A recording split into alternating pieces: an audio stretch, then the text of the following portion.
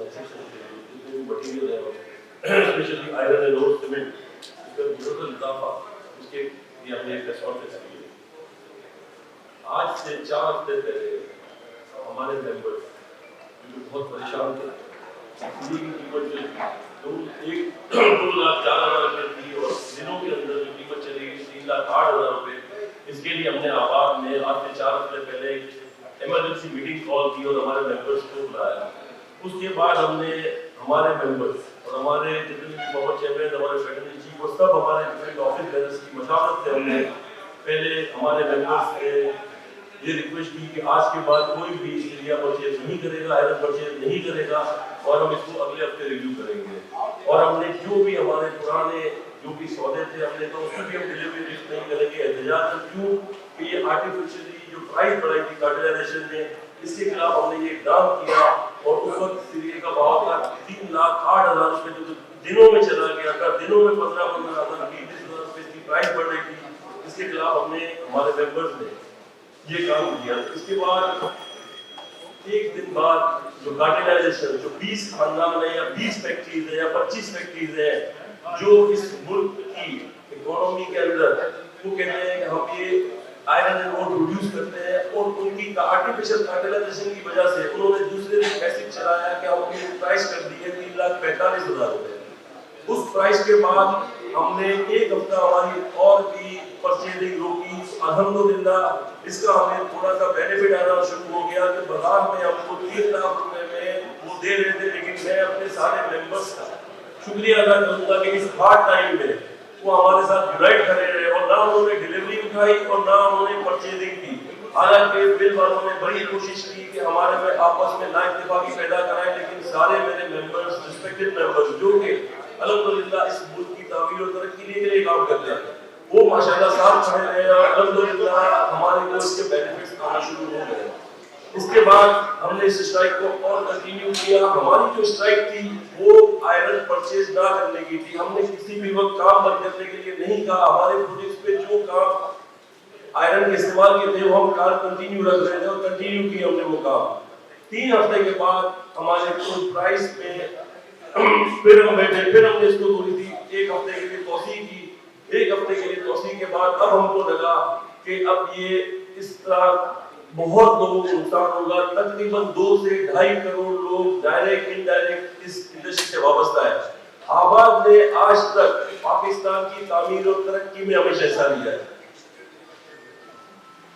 पाकिस्तान की तामीर और तरक्की में हिस्सा लिया है। 1972 से आबाद इस मुल्क के लिए हमेशा बेहतर काम किया है। तो आबाद कभी भी नहीं चाहेगी कि आबाद की वजह से इस मुल्क को नुकसान हो। इस मुल्क में 2 से 2.5 करोड़ लोग जो कि हमारे से वाबस्ता है, हमारी इंडस्ट्री से वाबस्ता है, डायरेक्ट और इनडायरेक्ट, तो हम कभी भी नहीं चाहेंगे, आबाद कभी भी नहीं चाहेगी कि ये काम हो। तो हम इसीलिए हमारे मेंबर्स का शुक्रिया अदा करते हैं कि जिन्होंने हमारा ताउन किया।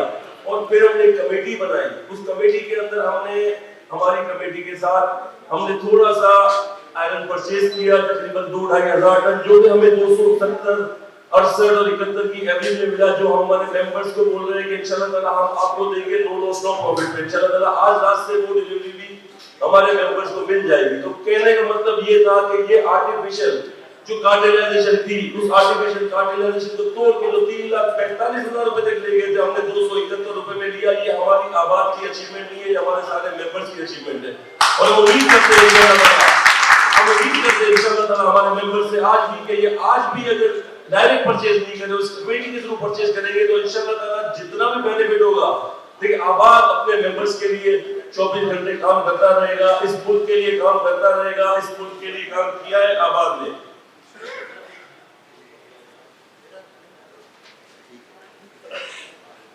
मैं आज गवर्नमेंट आईएएस को, प्राइम मिनिस्टर साहब को, फाइनेंस मिनिस्टर साहब को, स्टेट बैंक के गवर्नर को एक ही दरखास्त करूंगा, देखिए ये मुल्क है जिसने हमको हर चीज दी है।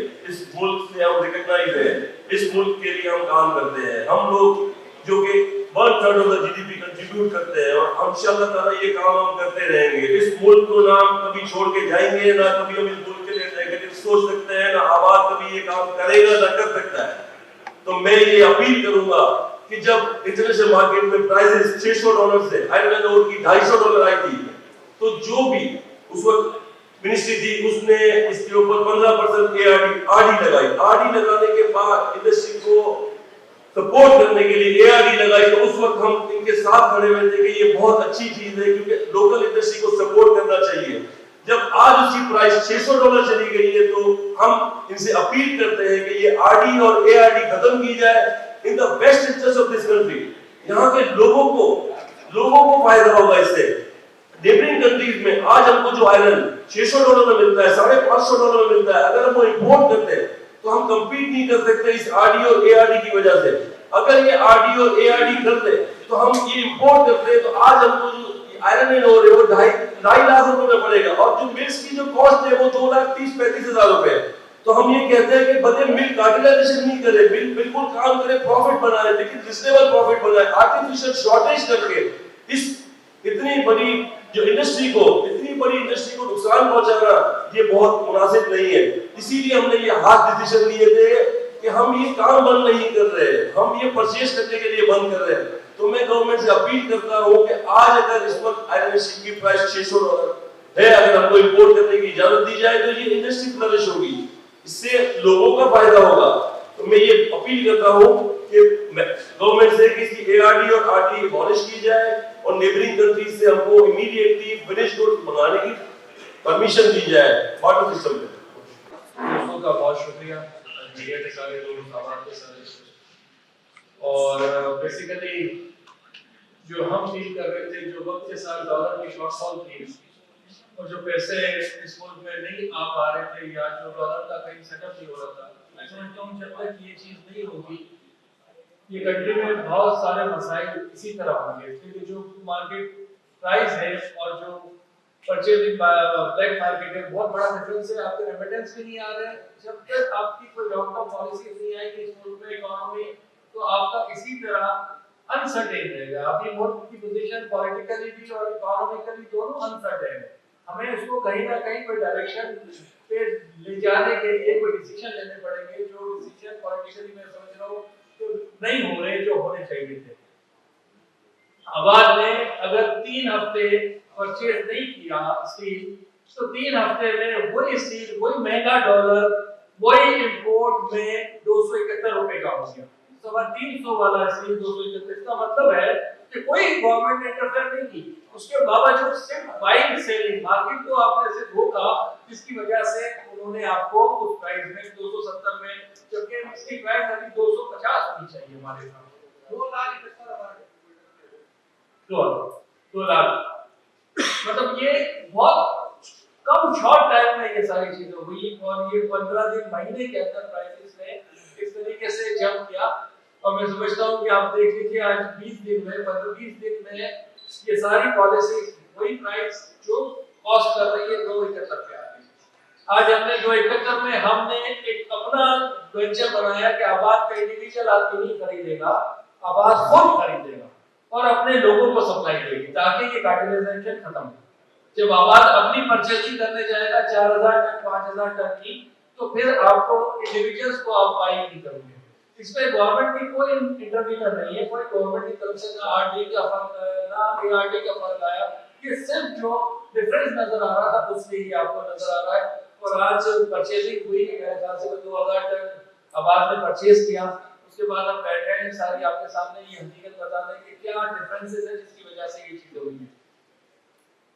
देखिए कंडीशंस तो हमें सब पता है, मुल्क की जो हालात है उसमें हमें सबको खड़ा रहना चाहिए और हम सबको कोशिश करनी चाहिए। कुछ दोस्तों से बात हुई, कुछ ऑर्गेनाइजेशन की, ऐसा ना हो कि रमजान आ रहा है और ये इंडस्ट्री में लोग लेबर कॉस्ट बहुत बड़ी लेबर इन्वॉल्वमेंट है, अगर वो चीजें काम नहीं चलेंगे तो फिर बेरोजगारी और बढ़ेगी। और इसी को देखते हुए हमने इनिशियली ये चीजों को कंटिन्यू किया है कि ईद के बाद फिर हम डिसाइड करेंगे कि किस तरीके से चीजों को मजीद अगर ये कार्टेलाइजेशन और एआरडी जो आरडी है अगर उसके गवर्नमेंट से कोई बात होती है तो वो जाके ईद के बाद हम उसको आगे नेक्स्ट फॉलो अप करेंगे। लेकिन इस वक्त सिर्फ आपको सिर्फ यही बताना है कि ये 3 हफ्तों में ये चीज है, 3 हफ्तों में बहुत बड़ा एक आपको चीजें आएंगी। देखिए एनवायरनमेंट नहीं होगा, हम नहीं जाएंगे, आबाद के लोग नहीं जाएंगे, लेकिन जब भी कोई एनवायरनमेंट नहीं आपको मिलेगा बिजनेस कम्युनिटी को, तो लोग बाहर जाते हैं। लोगों के साथ अगर कोई प्रॉब्लम होगा, सिर्फ ये नहीं है, इसके अलावा भी पॉलिसीज नहीं होगी तो भी लोग जाएंगे। करप्शन की हालात की वजह से भी चीजें बड़ी डिफरेंट होती जा रही हैं। तो ये सारी चीजों को आपको देख के कोई फैसला करना है कि हमारा डायरेक्शन क्या है। पॉलिटिकली हमें कुछ समझ ही नहीं आ रहा जो चीजें हो रही है। कहीं कोई चीज सब लोग अपने उसमें लगे हुए हैं, ना कि हम सब इस मुल्क के लिए कोई चीज करें। आज हम लोग बैठे हैं और आपकी सपोर्ट से, आप लोगों की जो भी कोशिशें थी, आप लोगों ने जिस तरीके से इस इंडस्ट्री को उजागर किया मीडिया में, तो ये चीजें आज नजर आ रही है और आज ये फर्क आ रहा है। जहाँ पे जिन लोगों ने 8,000 रुपए स्क्वायर फीट माल बेचा है, हमारी 3,000 रुपए कॉस्ट थी, आज 6,000 रुपए कॉस्ट है, तो वो कैसे डिलीवर होगा? आम पब्लिक कहाँ जाएगी? जिनके प्रोजेक्ट में, हाँ कुछ प्रोजेक्ट हाई प्राइस वाले हैं, जो 20,000 प्लस के प्रोजेक्ट है, उनको इतना इफेक्ट नहीं होता 3,000 रुपए से, वो कहीं ना कहीं सरवाइव कर जाते हैं। लेकिन जिसका सेलिंग कॉस्ट ही 7-8 हजार रुपए, वो तो प्राइस ही फ्लैट कॉस्ट के अलावा कंस्ट्रक्शन प्राइस इतनी करीब हो गई ताकि वो बनाने मुश्किल हो जाएंगे। हमें उन चीजों को भी डिसाइड करना है, उन लोगों को भी चलाना है। आम पब्लिक की इन्वॉल्वमेंट है, आम पब्लिक की उसमें इन्वेस्टमेंट्स है, तो ये और वैसे ही शॉर्टफॉल ऑफ हाउसिंग है और हर साल वो बढ़ती जा रही है। मैं समझ रहा हूँ तो 50% प्रोजेक्ट को पाकिस्तान वैसे ही बंद है। 300-350 प्रोजेक्ट हमारे इस वक्त जिहाद चल रहे थे कराची में, जिसमें से मैं समझ रहा हूँ कि अभी 50% प्रोजेक्ट ऑनगोइंग चल रहे हैं उस स्पीड में। बाकी प्रोजेक्ट की स्पीड बहुत स्लो होती है, ना होने के बराबर है, इसलिए पब्लिक के पैसे भी नहीं आ रहे। तो ये सारी सिचुएशन में कहीं ना कहीं इंटरवीन गवर्नमेंट को भी करना पड़ेगा, प्रोविंशियल गवर्नमेंट को भी करना पड़ेगा, मीडिया को भी बैठना पड़ेगा और पब्लिक को भी, ताकि कहीं हम सॉल्यूशन पे आए। इसलिए कि ऐसा ना हो कि बहुत सारे लोग छोड़ के चीजें चले जाए और इनकम्प्लीट चीजें बाद में आबाद की रिस्पांसिबिलिटी हो और हमारे शहर में ये अफरा तफरी का हो। जब तक कंट्री की कोई एक कंप्लीट पॉलिसीज नहीं आती लॉन्ग टर्म, या कोई डॉलर फिक्स नहीं होता, आज 350 का 450 का 350 का हो जाएगा तो क्या होगा? किसी को पता नहीं हो मटेरियल क्या कॉस्ट आएगी। तो ये चीजें अनसर्टेन है, इसको इम्पोर्टेंट है कि कहीं सर्टेनिटी कायम होगी तो फिर ये चीजें बेहतर होगी इंशाल्लाह। हमारी सबकी ये चाहत होती है, हम तो कारोबार करने बैठे हैं, एक नहीं एक प्रोजेक्ट है तो दूसरा भी करना चाहेंगे, 10 प्रोजेक्ट करना चाहेंगे हर आदमी, लेकिन ऐसे हालात और ऐसा एनवायरनमेंट भी होना चाहिए ताकि हम ये जो शॉर्टफॉल ऑफ हाउसिंग है वो भी हो, इंडस्ट्री भी चले, लाइट इंडस्ट्री चले और लोगों को रोजगार करे। बैंक कौन होती है यार? Industry, construction industry. लेकिन इस सब कुछ के बावजूद भी किसी भी गवर्नमेंट की तरफ से कोई इन्वॉल्वमेंट नहीं, कोई नजर ही नहीं आ रहा कि कोई प्रोविंशियल गवर्नमेंट भी है या फेडरल गवर्नमेंट भी। आज तक कितने हालात में किसी ने कोई कांटेक्ट नहीं किया। तो ये कंडीशन है, हम यही कह रहे हैं कि जब तक ये चीजें जो स्टेक होल्डर है उसके साथ आप बात नहीं करेंगे तो कैसे चलेगा। तो ये कंडीशन है और ये हमने अपने तरीके से इन चीजों को जब रोका तो मार्केट कम हो गई। मैं समझता हूँ कि ये वक्त के की मुनासबत से जो फायदा उठा रहे हैं या जो चीजें एलसीसी होती है और आप अपने प्राइस इतनी हाई कर देते हैं, तो इसकी वजह से ये सारी चीजें। लेकिन अगर बाइंग पावर ही नहीं होगा, जब खरीद ही नहीं होगी, तो फिर आदमी क्या करेगा? वो विजिबल ही नहीं होगा प्रोजेक्ट, तो आदमी को पीछे हटना पड़ेगा। बहुत शुक्रिया आपका। और भाई एक तो सवाल ही बनता है कि अभी तो आपने कुछ ऐसे इक़दाम किए जिसकी वजह से जो ये कार्डिलाइजेशन को जो है वो उसको असर पड़ा है। लेकिन जब आप दोबारा शुरू करेंगे, सीधे शुरू करेंगे तो दोबारा से क्रिएट होगी डिमांड और वो दोबारा से ये कीमत बढ़ाना शुरू कर देंगे। ये तो मसले का हल ही नहीं है। इसको कुछ इदारे तो है जैसे कॉम्पिटिशन कमीशन ऑफ पाकिस्तान जैसे अदालतें और बहुत सारे एजेंसी जैसे प्लेटफॉर्म है। आपने कहां रिव्यू किया इनके खिलाफ, इसकी गाइडलाइंस के खिलाफ कहां आप गए? आप कॉम्पिटिशन कमीशन ऑफ पाकिस्तान में गए हैं, इसका कोई ठोस कोई न्याय निकालवाने? देखिए हम लोग सीमेंट के लिए भी गए थे, स्टील के लिए भी हमने लिखा है। सीमेंट का जब कार्डिलाइजेशन प्रूव हो गया और वो पब्लिश करने जा रहे थे तो कोर्ट से एक ऑर्डर ले आए स्टे ऑर्डर। आज 3 साल हो गए, उन्होंने वो रिपोर्ट पब्लिश नहीं की जिसमें प्रूफ था कि उन्होंने प्रोटेक्शन धोखी दी सीमेंट वालों ने, और वो चीज अभी तक चल रही है। हम उसमें पार्टी में कोर्ट में गए तो आपको पता है कि कोर्टों का मैटर सालों साल की बात आ जाती है और ये डिसीजन तो इमीडिएटली करने हैं। तो हमने अपने तरीके से अब हमारा यही सोच रही कि जो भी परचेजिंग होगी जितनी भी हमारी रॉ मटेरियल होगा, आबाद के मेंबर जितने, हम कोशिश करेंगे कि आबाद खुद बल्क बाइंग करे और अपने मेंबर को डिस्ट्रीब्यूट करे। इसी तरह सीमेंट भी, इसी तरह बाकी आइटम की, ताकि मेजर आइटम्स उसका जो मोनोपलाइजेशन है वो ना हो, और जब कोई क्वांटिटी आबाद बाइंग बल्क करेगी किसी एक फैक्ट्री से लेगी तो उसके लिए भी आसान होगा, और दूसरे लोगों को भी ये होगा कि नहीं हमें इस प्राइस में लेके चलना है। तो आबाद खुद आपके पास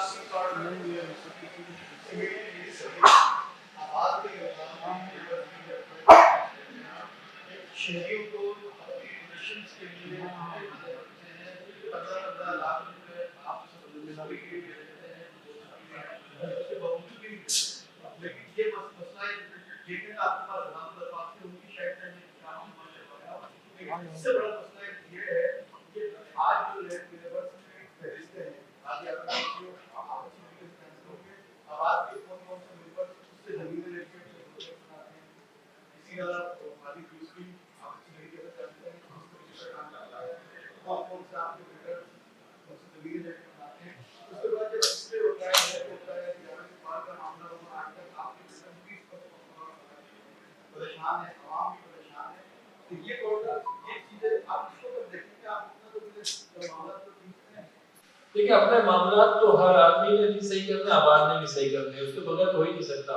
यहाँ तो वो लोग बैठे हुए जिन्होंने डिलीवर किए हुए प्रोजेक्ट और पब्लिक को टाइम पे डिलीवर किए हुए, हर जगह 10% 15% सब जगह प्रॉब्लम आते हैं, और जहाँ भी प्रॉब्लम आता है आबाद में के पास अगर 300 कंप्लेन आती है तो 260 से 65 कंप्लेन आबाद रिजॉल्व करता है नहीं।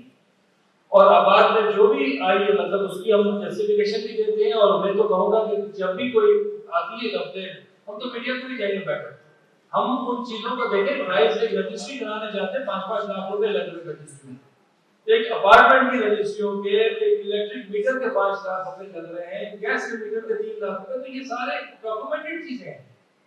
तो हम तो बात नहीं कर सकते, बैठ नहीं सकते। आज जो नेट एक्सेस लगा है उसमें 70,000 रुपए ट्रांसफर पे हर आदमी ने भरने हैं, तो 70,000 रुपए आप ये 3 दिन में बढ़ गए कि आपकी एक रजिस्ट्री होगी 70,000 आपको दे देंगे। तो ये सारी चीजें गवर्नमेंट को देंगे, तो साथ-साथ चीजें गवर्नमेंट की पॉलिसीज टैक्सेस आते हैं उसके साथ है। यहाँ कोई प्रॉब्लम है, जो चीज अगर मैं भी गलत कर रहा हूँ तो गलत है, उसमें कोई कॉम्प्रोमाइज नहीं है, बेसिकली भी नहीं होना चाहिए। कोई बात गलत कर रहा है और हमने अभी कोई 7 मेंबर को अभी हमने निकाला है, मजीद अगर कोई ऐसी कंप्लेंट आती है और लगता है कि उन्होंने डिलीवर नहीं किया या उन्होंने कोई जाली जमीन में किया, हमने ऐसे बहुत सारे केसेस में लैंड में हमने लोगों को निकाला, लोगों को मेंबरशिप दी थी। 122 लोग ऐसे हैं जिनको अभी मेंबरशिप नहीं दी थी हमने, इसलिए कि उनकी लैंड के इशू। तो ये तो आवाज अपने लेवल पे जितना हो सकता है उसके बावजूद भी कहीं ना कहीं प्रॉब्लम होते हैं, कहीं ना कहीं 10-15% हर जगह चीजें होती है, उसको भी एक्शन लेते रहे आवाज। ना आपको सिंध हुकूमत नजर आ रही है, ना बाकी हुकूमत नजर आ रही है, मेरा एक मासूमाना सवाल है, तो ये प्रेस कॉन्फ्रेंस किसको सुनाने के लिए कर रहे हैं? जब कोई सुनने वाला ही नहीं है आपकी बात, जैसा कि नशे से आपने अपने फैसले खुद कर लिए, स्टील खुद नहीं खरीदा, आज खुद खरीदने का फैसला कर लिया, तो आपका ऑडियंस कौन है? किसको अपना जो है ये हमें सुनाकर क्या होने का नंबर एक बात, नंबर 2 बात को बदलिए, आर्टिकल गाड़ी के हवाले से आप लोग का गाड़ी का इरादा रखते हैं, अदालत से ज्यादा का अदालत नहीं आपसे रिलीज दे सके, और सबसे एक मामला बोलते हैं इलाहाबाद की बात करता है, आज सुप्रीम कोर्ट तक मामला चला गया, अब आज के भीतर बैठे, आपका क्या मुतालबा है? इलाहाबाद जल्दी हो, 90 दिन के अंदर हो, कब पर हो, आज पर अपनी राय दो। देखिए, सबसे पहले तो आपने कहा कि हुकूमत कोई आपकी सुन नहीं तो क्यों बैठे हैं। हमारी जो ऑडियंस है, जो पब्लिक है पाकिस्तान की, जिन्होंने हमारे पास से माल लिया हुआ है, उनको हमें बताना है फैक्चुअल पोजीशन। हमारे क्लाइंट है, हमारे मुल्क में जो इकोनॉमिस्ट है, हमारे जो दूसरे लोग हैं, उन सबको तो सुना रहे हैं, हुकूमत हो या ना हो, लेकिन हर आदमी को नजर तो आ रहा है हो क्या रहा है। और अगर इसी तरह होगा तो डेफिनेटली मुल्क से लोग बाहर जाना शुरू कर देते हैं, लोग होते भी है। लाइन कैपिटल क्या होता है दुनिया में, हम मुल्क कैसे तबाह हो जाते हैं? किसी मुल्क को तबाह नहीं करना पड़ता, सिर्फ पॉलिसीज देनी पड़ती है तो खुद ही तबाह हो जाते हैं। तो मेरा ख्याल है कि इस वक्त हमें इन सबको ये समझाना है कि ऐसी पॉलिसीज दें जो स्टेक होल्डर के साथ, जिसका जो काम है उसको वो काम करने दें, और जो इलेक्शन की हमने बात की, जो आइन में है उसके हिसाब से होना चाहिए, जो कानून लिखा हुआ है, किताब तो लिखी हुई है, उसके मुताबिक हर चीज होनी चाहिए। अगर आइन से हम चलेंगे तो मैं समझता हूँ कि सारी चीजें बेहतर हो जाएंगी। यही सुप्रीम कोर्ट का भी ऑर्डर है।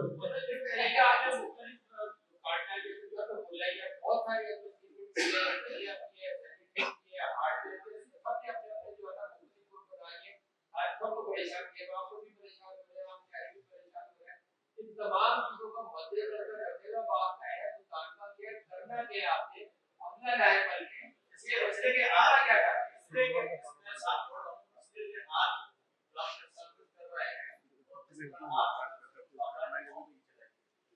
तो हमने दस्तावेज लोगों से रब्ता करके आपको किसी भी ट्रीटमेंट पर इशू आपके आते हैं और लेकिन आप ये महसूस हो रहा है कि आप स्पीड की कंट्रोलाइजेशन में भी शामिल हो गए कंट्रोल हो गया और आप अच्छा उसमें इसमें ऐड कर लें कि आपने प्रेजेंट चेयरमैन साहब को बड़ी अभी इसके बाद की यदि हमने ये किया है कि आप क्योंकि आवाज को ऑफिशियली इसी तरह के रेस्पॉन्स होता नहीं कहा कि भाई हम कारोबार नहीं कर सकते आवाज कंप्लीट नहीं होंगे आपने आज तो उसको खत्म करने के बाद से रेस्पॉन्स को कर दी इसका क्या मतलब था शुरू में देखिए खत्म करने के हवाले से नहीं, अपनी जो फैक्चुअल पोजीशन थी, हमने जो डिफरेंस आया प्राइस का वो बताना चाह रहे थे कि आप लोगों को पता चले कि इसमें डॉलर का भी इन्वॉल्वमेंट नहीं है, इसमें किसी और इकोनॉमी का भी इन्वॉल्वमेंट, इसमें तो एक कुछ लोगों का इन्वॉल्वमेंट है जिसकी वजह से इतना डिफरेंस आ गया। मतलब ये चीज अगर हम कर सकते हैं आपकी मदद से तो मैं समझता हूँ गवर्नमेंट और अच्छी तरीके से कर सकती है, कॉम्पिटिशन कमीशन और अच्छी तरीके से कर सकता है, लेकिन वो चीजें नहीं हुई जिसकी वजह से ये प्रॉब्लम हुआ। लेकिन जब आप काम बंद करते हैं बहुत सारे लोग जो रोजगार पे होते हैं, लाखों लोग मजदूर हैं यार हमारे साथ हैं, रमजान की चीजें हमें बहुत सारी जगहों से ये डिस्कशन किया जा रहा है, उन्होंने कहा कि देखो ये लोगों के घर का चूल्हा बंद हो गया हमारे रिश्तेदारी हमारे ऑर्गेनाइजेशन का आपने सभी लोगों का ये था, उन्होंने कहा आप ये करें और गवर्नमेंट से अपील करें कि आरटी और आरटी हम सब मिलकर सपोर्ट करेंगे और हम कोशिश करेंगे गवर्नमेंट भी इसमें कोई ना कोई रोल अदा करे। इसलिए गवर्नमेंट अपने आईएमएफ के इश्यूज ही हल नहीं हो रहे, हमारे इश्यूज कहां से हल होंगे हम भी ये समझ रहे हैं, हमें भी नजर आ रहा है कि आज कहां पे गवर्नमेंट खड़ी हुई है, वो जो चीजें कमिटमेंट है वही पूरे नहीं हो रही, तो उसको देखते हुए हमें देखना है कि जब वो चीजें कंप्लीट हो जाए, कोई डॉलर पॉलिसीज आ जाए, कोई मुल्क में इकोनॉमी चीजें चले तो फिर जाके इन चीजों पर डिस्कस किया जाए।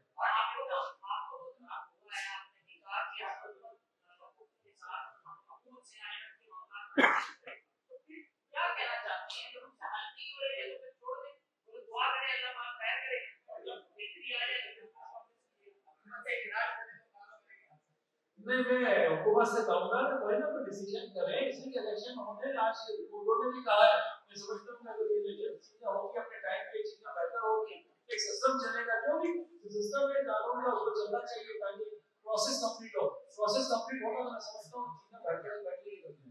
दुनिया में सुधार का बात है कि आपने पिछली दलों के मुताबिक है जो कि जारी बुनियादी मुताबिक वास्ता है क्या आइंदा के लिए हमारा ईद के बाद हम करेंगे इंशाल्लाह, ईद के बाद एआरटी और आरडी पे हम गवर्नमेंट से तकरीबन आप समझे ये मिला के इस वक्त कोई 50-60 हजार रुपए लगता है पर टन का साथ आरडी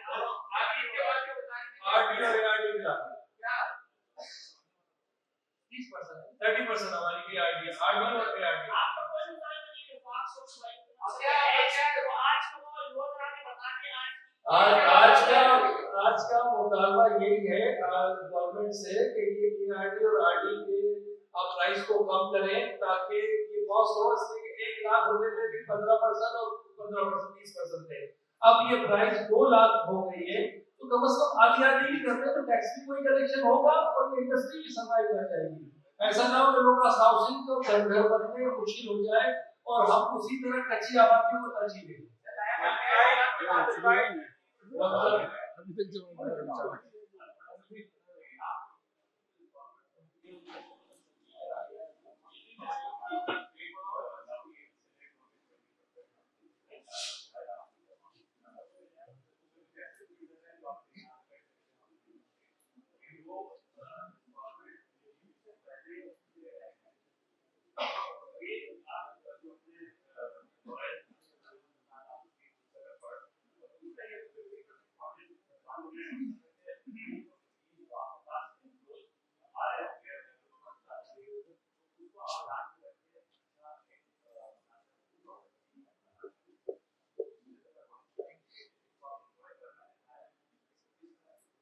नहीं, हमारे तरफ से ऐसे कोई चीज नहीं होती। मैंने देखा हुआ है कि जो आप कह रहे हो, जब ये हालात होते हैं इंस्टॉलमेंट की हमारी 30% ब्याज जाती है, 20% ब्याज जाती है, जिसकी वजह से प्रोजेक्ट हो जाते हैं। जो लोकल प्रोजेक्ट है उसका कैश फ्लो शुरू हो जाता है इन हालात में। ऐसा नहीं 10-15-20% लोगों की पेमेंट होती है, 80% की नहीं। जो हाई एंड प्रोजेक्ट है वहां पे फ्लो भी चल रहा होता है, प्रोजेक्ट भी चल रहा होता है, वहां इतना इशू नहीं है, वो प्रोजेक्ट भी चल रहे हैं। जितने भी हाई एंड 20,000 वाले हमारे प्रोजेक्ट है वो सब चल रहे हैं और कहीं भी कोई काम नहीं रुक रहा था। सिर्फ स्टील की कॉस्ट पे अभी हमने ये हुआ था। जहाँ लो कास्ट प्रोजेक्ट है, जहाँ 10,000 से कम में मान लीजिए वहां पे ये सारे इश्यूज भी आते हैं, प्रॉब्लम। इसलिए 3,000 से 6,000 में कॉस्ट हो जाएगी तो डबल कॉस्ट में तो कोई भी सर्वाइव कर सकता है। अभी नहीं दिया, कोई भी हमने नहीं दिया इस वक्त तक। हमारे कहीं भी अनाउंस नहीं किया है कीमत बढ़ाने की। किसी को भी हमारे मेंबर को कोई भी परमिशन नहीं है कि वो 1 रुपया बढ़ा दे। मैं लिस्ट आपको दे देता हूँ सारी। आदम जोगियों का आपने नाम लिया। आदम जोगियों को आज से 4 साल 5-7 साल पहले आबाद में दी है। आज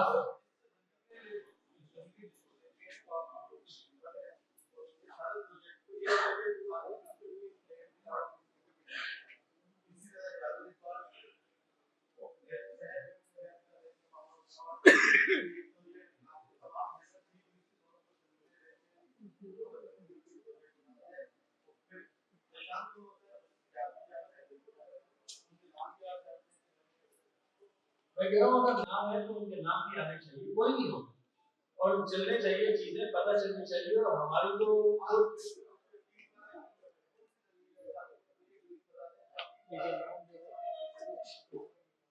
इस वाले साथ पूछ लेते हैं। हमारे साथ जो जमीन है, बाकी जमीन वाले उसको भी करते हैं।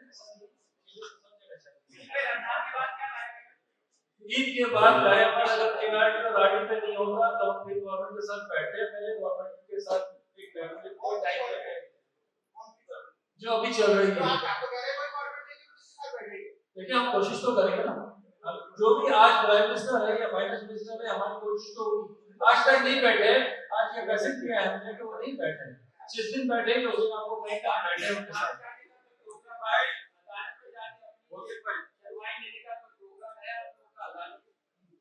डेफिनेटली अदालत में जाएंगे। अगर कोई चीज नहीं होगी तो आदमी के पूरे प्रोजेक्ट है, कहीं ना कहीं कोर्टों में ये चीजें जानी पड़ेगी। अदरवाइज सर्वाइवल नहीं होगा किसी का। उन प्रोजेक्ट होगा जो गवर्नमेंट ने इशारा दिया है एलपीसी है। आप कहते हैं स्टील की वजह से कॉल पड़ती है, तो वहाँ जो खौफनाक पट्टा सिस्टम राइट है उसमें आपके आबाद वालों को कोई फर्क नहीं पड़ता। आप लोग कहीं उसका जिक्र नहीं करते कि एक बिल्डिंग इंस्पेक्टर आप लोगों को डील करता है, या सिर्फ ये आम शहरियों के लिए 120-200 गज का जो अपना घर बनाने जा रहा है उससे 5-5 लाख रुपए अप्रूवल के ले रहे हैं, या आप लोग भी इससे जो है नहीं इफेक्ट तो सभी लोग होते हैं। जब भी कोई चीज ऐसी होती है जहाँ पे कोई सिस्टम होता है तो सभी लोग इफेक्ट होते हैं। तो आप गवर्नमेंट से किसी से मुतालबा नहीं करते कि सिस्टम खत्म किया जाए, जो इदारे के लोग वो बैठ के करेंगे या प्राइवेट लोग इसको चलाएंगे?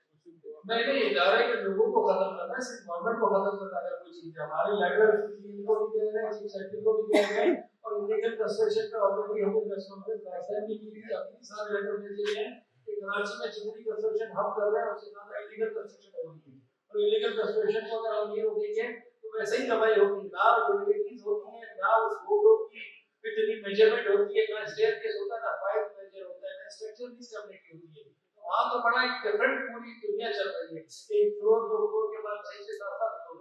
मेरे ख्याल से वो इशू अपनी जगह डेफिनेटली उसके लिए अलग एड्रेस करने की जरूरत है। हम भी करेंगे, आपके साथ बैठेंगे।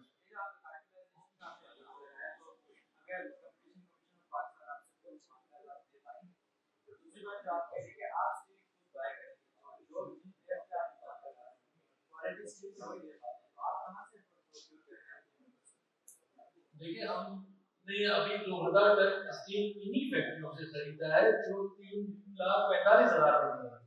कहीं बाहर से थोड़ी खरीदा है। और इन्हीं लोगों ने क्वांटिटी पे हमें दिया।